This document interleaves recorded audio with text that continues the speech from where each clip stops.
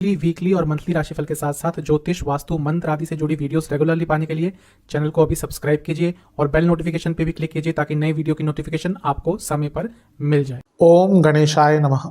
ओम नमः शिवाय। मैं निखिल ज्योतिषाचार्य आप सभी का मेरे चैनल पर पुनः स्वागत करता हूं। आशा करता हूं कि आप सभी स्वस्थ होंगे। महादेव की कृपा आप सभी पर सदैव बनी रहे।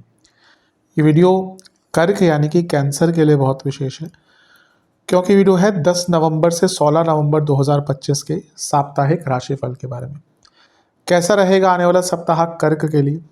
जो मेरा साप्ताहिक राशिफल होता है वो प्रमुखतः चंद्रमा और उनकी गति पर आधारित होता है। चंद्रमा एक बहुत विशेष ग्रह है, उनकी विशेषताएं बहुत हैं, लेकिन जब हम साप्ताहिक राशिफल की बात करते हैं तो पहला तो उनकी तेज गति, फिर उनका मन का कारक होना और फिर उनकी क्वालिटी की वजह से भी भाव, राशि, ग्रह आदि के साथ संबंध, संपर्क कायम करते हैं, उनको बहुत एक्टिवेट कर देना। इन सभी कारणों से जो चंद्रमा का गोचर होता है वो बहुत विशेष होता है। चंद्रमा के गोचर के कारण हमारे मन, मस्तिष्क, विचार, स्वभाव, सोचने के तौर तरीके, दृष्टिकोण, हर चीज़ पर बहुत इम्पैक्ट पड़ता है। इसीलिए कहीं ना कहीं उनका गोचर समझना बहुत महत्वपूर्ण होता है और उसके लिए साप्ताहिक राशिफल महत्वपूर्ण होता है। इस अंधकारमय जीवन में ज्योतिष एक मात्र विद्या है जो हमें थोड़ा सा रास्ता दिखाती है। भले ही ये राशिफल एक सामान्य आधार पर दिए जाएं, लेकिन एक general guidance, dos and don'ts के लिए बहुत उपयोगी होते हैं। यदि आपकी लग्न राशि या चंद्र राशि कर्क है, दोनों ही गाइडेंस के लिए राशिफल को देख सकते हैं। जहाँ से ज़्यादा सूट और रिलेट करता है वहाँ से देखिए। व्यक्तिगत तौर पे मेरा मानना है लग्न से देखेंगे तो अच्छा है। इनकेस नहीं पता है आपको अपनी लग्न राशि, तो आप अपनी चंद्र राशि से भी इसको देख सकते हैं। शुरू करते हैं इस अत्यंत महत्वपूर्ण राशिफल का। चंद्रमा आपके लग्न भाव में ही आकर स्थापित हो जाएंगे। ये होगा 10 तारीख को दिन के 2 बजे के आसपास और 12 नवंबर शाम के 7 तक यहीं पर रहेंगे। चंद्रमा का लग्न में आना बहुत अच्छा होता है और आपके लिए तो स्वयं वो लग्नेश ही हैं, तो उनका तो लग्न में आना और भी शुभ स्थिति मानी जाती है। राजयोग है ये, और वो त्रिकोण के स्वामी गुरु के साथ हैं, ये भी राजयोग है। केंद्र का स्वामी त्रिकोण के साथ, लेकिन यहाँ पर गुरु अगले दिन वक्री हो जाएंगे, इसलिए थोड़ा ध्यान दीजिएगा। वक्री होना गुरु का, क्योंकि वो छठे घर के स्वामी है, रोग के लिए अच्छा नहीं है, इंजरीज आदि हो सकती है, गलत निर्णय ले सकते हैं, चिंताएं थोड़ी सी बढ़ सकती हैं। तो 10 तारीख तो ठीक है, लेकिन जैसा मैंने कहा ये गोचर 12 शाम तक का है, तो 11 को गुरु का वक्री होना थोड़ा प्रॉब्लम ला सकता है। पुरानी सोच से बचिएगा, अचानक से कुछ नया करने से कुछ दिनों के लिए बचिएगा। ये टाइम आत्ममंथन का है, कुछ सीखने का है, कुछ समझने का है। थोड़ा धार्मिक रहेंगे तो आपके लिए अच्छा रहेगा।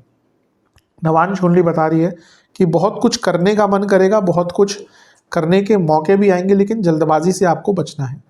दशांश कुंडली कार्य क्षेत्र में अच्छा टाइम है, बुरा नहीं है, लेकिन अपने पॉइंट ऑफ व्यू को सामने रखना पड़ेगा। किसी से डरने की बहुत आवश्यकता नहीं है। बिजनेस की जहाँ तक बात है, ये टाइम चीज़ों को ठीक करने का है, प्रॉब्लम्स को सॉल्व करने का है। लव लाइफ एक ही दिक्कत है कि एक दूसरे के प्रतिद्वंदी बन गए हैं, नहीं गलत है ये, एक दूसरे के पार्टनर्स हैं आप। वैवाहिक जीवन ठीक टाइम है, चीज़ों को ठीक करने का टाइम है। जो भी प्रॉब्लम चल रही थी वैवाहिक जीवन में, उसको ठीक करने का टाइम है।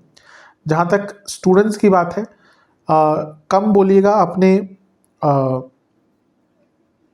डिसीजंस के बारे में सोचिएगा जो आपने लिए हैं, और उस विचार से चीज़ों को ठीक करने का प्रयास कीजिएगा। मतलब कि आंकलन का समय अच्छा है। सेहत के हिसाब से आपको अगर लिवर का कोई इशू है ध्यान दें। इसके साथ ही इंडाइजेशन बहुत रहेगी, कफ रोग रहेंगे, एंग्जाइटी रहेगी। सर्वाष्टक में आपका लाभ स्थान बली है, कुछ धन का लाभ अचानक से बड़ा हो सकता है। 12 नवंबर शाम के 7 बजे चंद्रमा आ जाएंगे आपके धन स्थान में यानी कि सिंह में, और 15 नवंबर सुबह के 4 तक यहीं पर रहेंगे। चंद्रमा का धन स्थान में आना एक प्रकार से अच्छा ही माना जाता है, लेकिन यहाँ पे वो केतु के साथ है तो ग्रहण दोष में है। अच्छा, अच्छी चीज़ ये है कि चंद्रमा लग्नेश है, उनका धन स्थान में जाना अच्छा ही होता है, लेकिन ग्रहण दोष के कारण कुछ धन का नुकसान भी हो सकता है। कोई पैसा कहीं पर लगाए ना, ओवर एक्सपेंडिचर से बचें। ये वाणी का स्थान है तो वाणी पर ध्यान दें। घर में बहस हो सकती है, कुटुंब भाव है, और ओवरऑल कार्य क्षेत्र में भी थोड़ा कम बोलें और अपने प्रोडक्टिविटी पर ध्यान दें, क्योंकि यहाँ पे लग रहा है बहुत ज़्यादा बोलेंगे और उसके कारण होगा क्या कि लोग आपकी बातों को समझ नहीं पाएंगे। वैसे भी कर्क वाले एक्सप्रेस नहीं कर पाते कभी कभी चीज़ों को ठीक तरीके से, तो इस पर ध्यान दीजिएगा। नवांश कुंडली बता रही है कि कुछ बड़ा करने का समय है, एक प्रकार से कुछ बड़ा करने का प्लानिंग करने का समय। अभी इस टाइम पे कुछ आपको डिसीजन या कुछ इम्प्लीमेंट नहीं करना, हाँ कुछ बड़ा करना है तो उसकी प्लानिंग यहाँ पे कर सकते हैं, इम्प्लीमेंट अभी मत करना, इम्प्लीमेंट करने का समय नहीं है। दशांश कुंडली के हिसाब से कार्य क्षेत्र में एक फ्लो रखिएगा। ऐसा लगता है कि फ्लो की आपके कार्य में कमी है जो आगे चलकर दिक्कत देगी चीज़।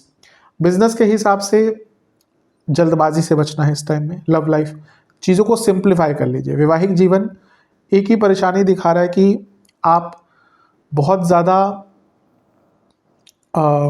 एक्सपेक्ट करते हैं अपने पार्टनर से, इवन आप कमिटमेंट भी कर देते हैं लेकिन पूरी नहीं कर पाते, तो एक्सपेक्टेशन कम रखिए। अपने पार्टनर को भी समझाइए कि भैया चीज़ें प्रैक्टिकल कितनी हैं। स्टूडेंट्स के हिसाब से आप थोड़ा आगे बढ़ने का सोचिए, कहीं ना कहीं आपका जीवन रुक सा गया है। सेहत की जहाँ तक बात है, पेट के रोग, गले के रोग, आंखों के रोग, सर्वाष्टक में आपका धन स्थान ही बली है। ठीक है, पैसा आ सकता है लेकिन कहीं पैसा खर्च मत कीजिएगा, ज़्यादा लगाइएगा मत पैसा।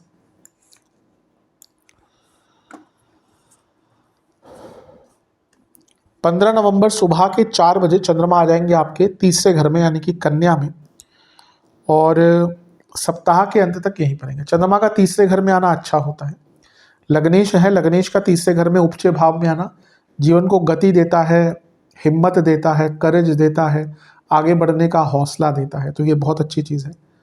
उपचय घर में चंद्रमा का आना ही गति प्रदान करने वाला होता है, लेकिन लग्नेश होने के नाते ये और भी श्रेष्ठ है। ध्यान ये देना है कि शनि की दृष्टि है जो वक्री है अभी भी, तो ये विषदोष बनाता है। तो अपनी वाणी पर बहुत नियंत्रण रखिएगा, अपने कम्युनिकेशन पर बहुत ध्यान दीजिएगा। चंद्रमा जब तीसरे घर में आते हैं तो व्यक्ति कभी कभी अति उत्साहित हो जाता है, और ये वक्री शनि का जो पर्दा है ये व्यक्ति को ऐसा भ्रम में डाल देता है कि हाँ मुझे कुछ करना चाहिए। तो कुछ भी बहुत बड़ा कदम उठाने से एटलीस्ट यहाँ पे बचिएगा। ये हफ्ता ओवरऑल मैं यही कहूँगा कि आप प्लानिंग कीजिए, आप आंकलन कीजिए। लग्न में वक्री गुरु हैं तो ये टाइम है, ये समझिए कि भाई ये गलतियाँ कहाँ पे हुई हैं, कहाँ पे मैं अपने आप को इम्प्रूव कर सकता हूँ या कर सकती हूँ। लेकिन बहुत ज़्यादा एग्जीक्यूट करने की आवश्यकता नहीं है। प्लानिंग कीजिए, आंकलन कीजिए, प्रोज एंड कॉन समझिए, अतीत से सीखिए, अपनी गलतियों से सीखिए। ये महीना अपनी गलतियों से सीखने का, सॉरी ये हफ्ता ही अपनी गलतियों से सीखने का बहुत अच्छा है। नवांश कुंडली, एक ही परेशानी है कि आप अपने जीवन की गलतियों को ठीक नहीं कर पा रहे। अभी जो मैंने थोड़ी देर पहले चीज़ दिखी ना, तो ये हफ्ता ऐसा ही है जहाँ पे आपको अपने जीवन की गलतियों को समझकर, ऑब्वियसली हम सारी गलतियाँ तो ठीक नहीं कर सकते लेकिन कुछ तो कर सकते हैं। दशांश कुंडली, कार्य क्षेत्र में स्टेबिलिटी लाइए, बहुत अनस्टेबल दिख रहा है चीज़ें। बिजनेस में फिर भी ठीक है, ऐसी कोई दिक्कत नहीं, अच्छा काम रहेगा। लव लाइफ, एक दूसरे के लिए सपोर्टिव बनिए। वैवाहिक जीवन, एक ही चीज़ मैं कहूँगा कि एक दूसरे का ना सपोर्ट सिस्टम बनिए। अभी ऐसा लग रहा है कि एक दूसरे की बस कमियां निकालते जाते हैं, जो अंततः मैरिड लाइफ को ख़राब ही करेगी चीज़। स्टूडेंट्स, आप बहुत अच्छा कर सकते हैं, बस थोड़ा सा अपने अंदर कॉन्फिडेंस ले आइए। सेहत के हिसाब से इंडाइजेशन बना रहेगा, गले के रोग, नसों के रोग बने रहेंगे। सर्वाष्टक में आपका धन स्थान ही बली है। ये महीना, ये हफ्ता जो है ये धन कमाने के नए नए अवसर आपके सामने प्रेजेंट करेगा।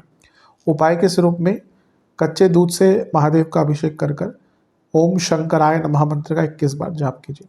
आशा करता हूँ वीडियो काम आएगा। चैनल पे नए हैं सब्सक्राइब कीजिए, वीडियो को लाइक कीजिए। मिलता हूँ अगले वीडियो में, तब तक के लिए ओम नमः शिवाय।